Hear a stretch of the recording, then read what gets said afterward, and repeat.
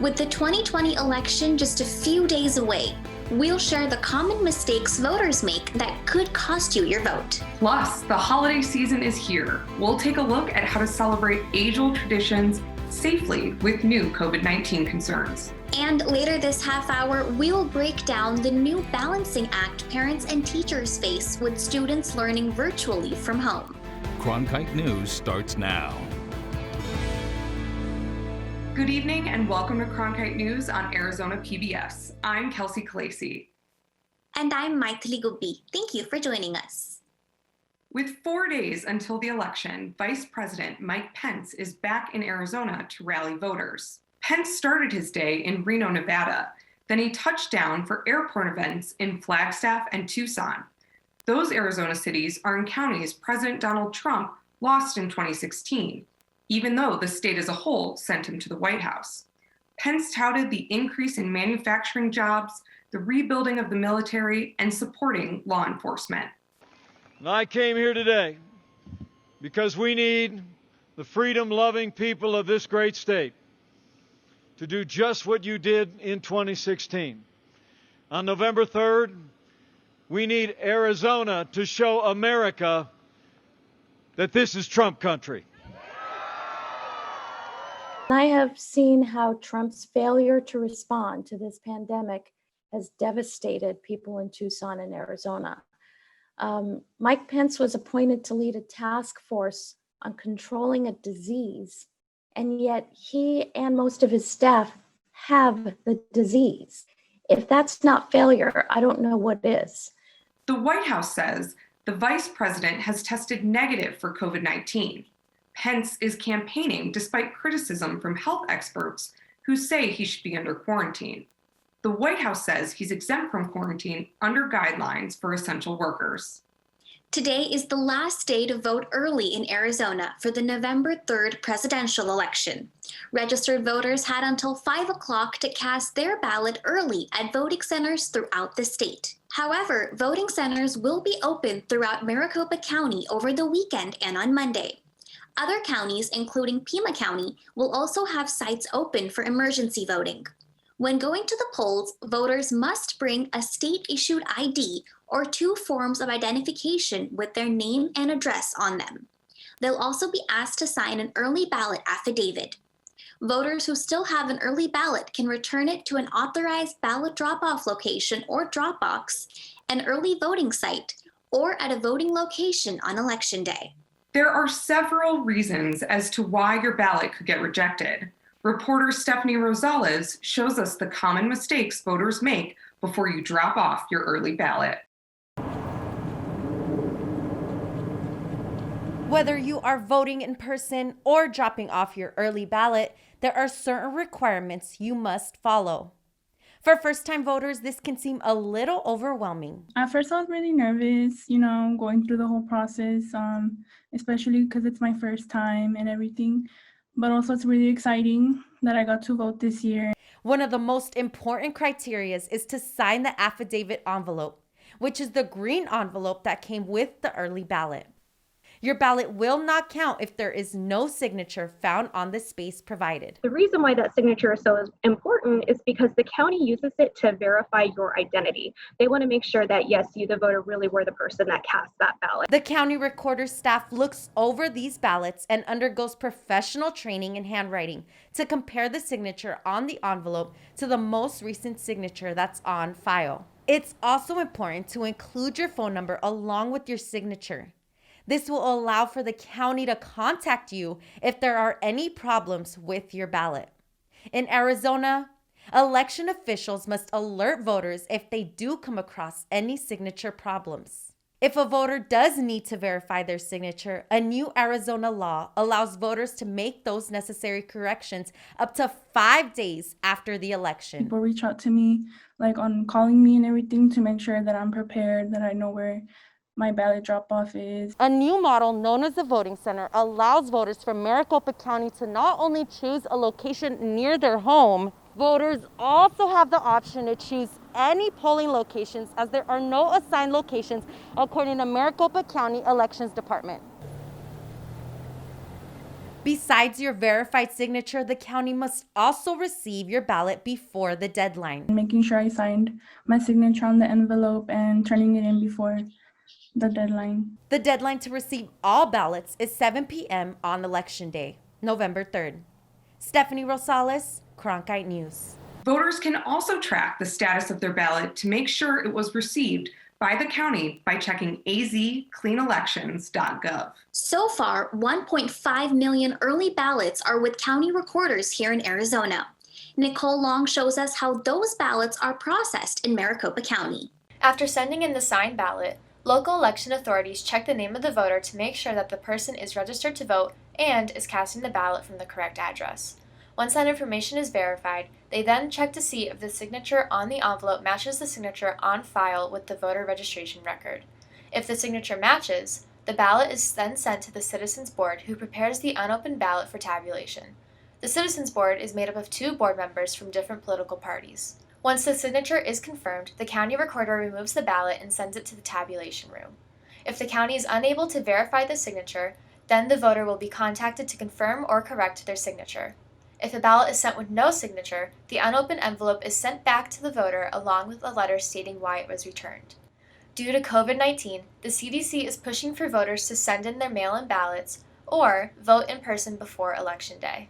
According to the general election timeline, all ballots must be received by the county by 7 p.m. on November 3rd in order for them to be counted. Governor Doug Ducey says he won't hesitate to deploy National Guard troops if there's civil unrest following the election Tuesday night. Ducey says he'll also deploy military police to states on the West Coast if another governor requests aid.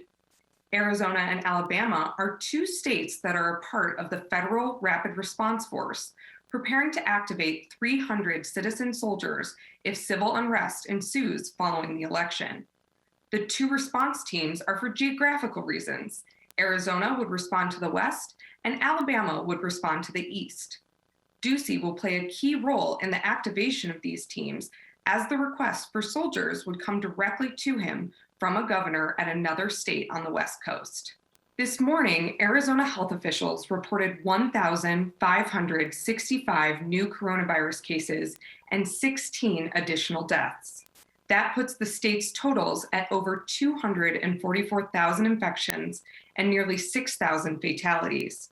And COVID deaths in the U.S. could get worse. One influential model says 3 times worse. The Institute for Health Metrics and Evaluation at the University of Washington School of Medicine has been producing its model since the early days of the pandemic. Its latest revision is forecasting 399,000 deaths in the U.S. by February 1st.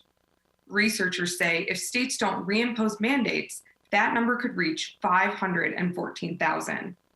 The model also says by January, 2,250 people will be dying in the U.S. each day from COVID. That's 3 times more than the current daily death toll.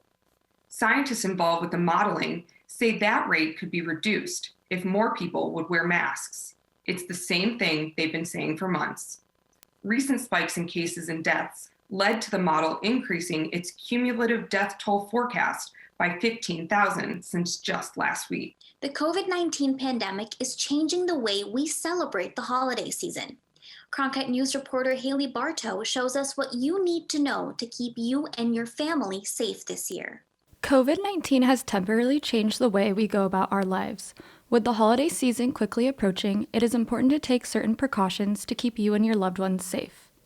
Diana Rowland, the infection prevention manager at Tempe St. Luke's Hospital, explains how to prepare. Arizona is experiencing increasing cases. The gathering is always an issue. We need to continue wearing our masks. We still need to continue social distancing. Here, the problem is the heat. It drives people inside. But as long as people can stay outdoors, the more they can stay outdoors, the less risk. Typical holiday celebrations, like trick-or-treating, require new safety precautions. To make trick-or-treating safer, avoid direct contact with the trick-or-treaters, give out treats outdoors if possible, set up a station, individually bagged treats for the children. The typical holiday season involves lots of traveling, but according to Dr. Napunye Rajapaksa, the pediatric infectious disease specialist at Mayo Clinic, traveling has a high risk for exposure and transmission. When it comes to travel, I think people need to be really, really thoughtful. We're used to showing our love for our loved ones by being with them, but this year may be a year where you demonstrate your love and caring by not traveling to see your loved ones, showing respect for everyone's health, especially if you have high-risk family members who would be at risk of severe illness if they were to get infected. She also says, virtual gatherings are another way to stay connected, especially important for mental health during a stressful and what can be lonely holiday season for some.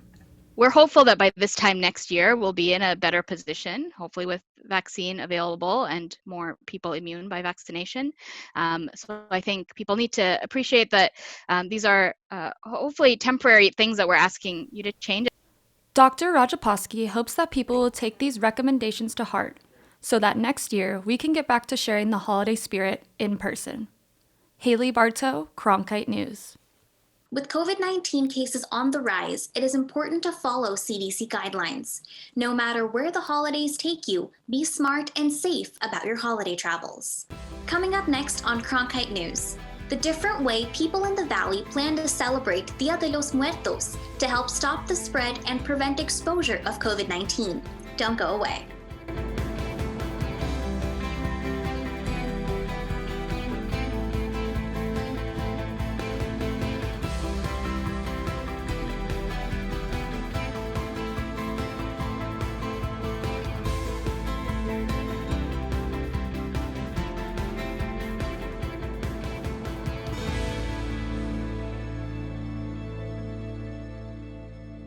Check out what's available now on PBS Passport, the on-demand streaming service for the best of Arizona PBS. All your favorites, like Masterpiece, Antiques Roadshow, great performances, and local shows like Arizona Horizon and Playton Poor. And check out brand new shows and series before they air on Arizona PBS. Ready for you on your schedule when you want to watch. Thousands of hours of programming are waiting for you when you become a qualifying member of Arizona PBS. Sign in and start streaming today.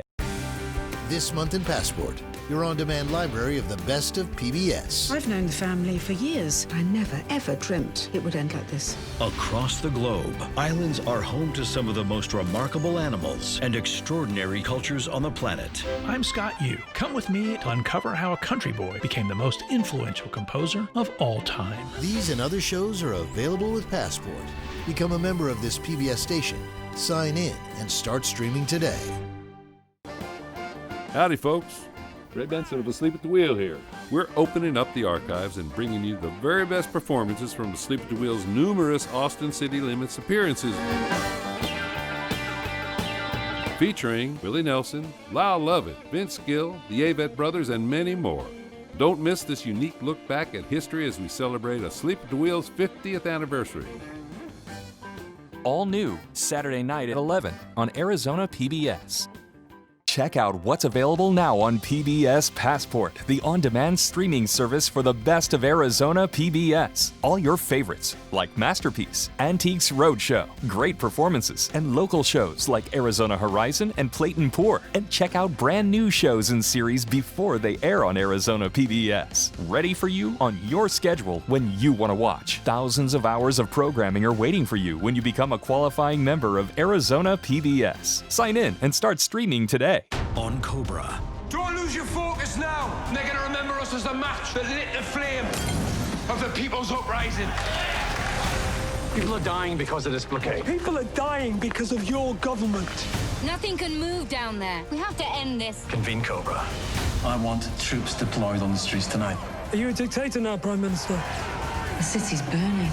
Cannot let anarchy prevail. All new, Sunday night at 9 on Arizona PBS. As we mentioned before the break, holiday celebrations could pose a threat of spreading the coronavirus. But Valley residents and organizations are planning new ways to celebrate the Day of the Dead. Cronkite News reporter Rosaura Wordsworth explains how. El Día de los Muertos, the Day of the Dead, is a popular tradition among Latin American countries and getting popular in the U.S. For Paulina Lopez, it brings her good memories. My grandmother made a very nice altar with beautiful colors and photos. Now that Lopez's grandmother has passed on, she places special mementos on the altar for her and remembers how she impacted her life. Mandy Tripoli is in charge of the Día de los Muertos festival in Mesa. For her, this year, this celebration is taking a different route. Día de los Muertos festival has gone virtual. We can't gather in person this year, but we are really thrilled that the committee kind of came together and put together this really beautiful online event. With the pandemic going on this year, many traditional Día de los Muertos activities pose a higher risk of being exposed to COVID-19. That's why this year, I'm staying in and cooking a few traditional Belizean dishes. The Centers for Disease Control and Prevention recommends for people with COVID-19 or people who may have been exposed to someone with COVID-19 to not participate in in-person Día de los Muertos festivity. Founder of Scottsdale Día de los Muertos, Robert Ramirez, says he will follow those guidelines as he plans an in-person art installation dedicated to the Day of the Dead. You must have a mask, so therefore there will be social distancing. We will only allow a set number of people into the installation site. As for Lopez, she will observe the day safely while focusing on her family. It's a very nice activity. You can participate with your kids and with your whole family. Rosara Wordsworth, Cronkite News. Finally tonight, Black Friday will look a little different at Home Depot this year. The home improvement store unveiled its Black Friday sales. The deals start on November 6th and will continue through December 2nd while supplies last. Home Depot isn't planning any big doorbusters. The company is keeping stores closed on Thanksgiving like always, but doors will be open on Black Friday. Other retailers like Walmart and Lowe's are also starting their holiday sales early this year. It's in an effort to reduce crowds and control the spread of coronavirus. That's it for Cronkite News tonight. Thank you for joining us. For top Arizona stories anytime, go to cronkitenews.azpbs.org.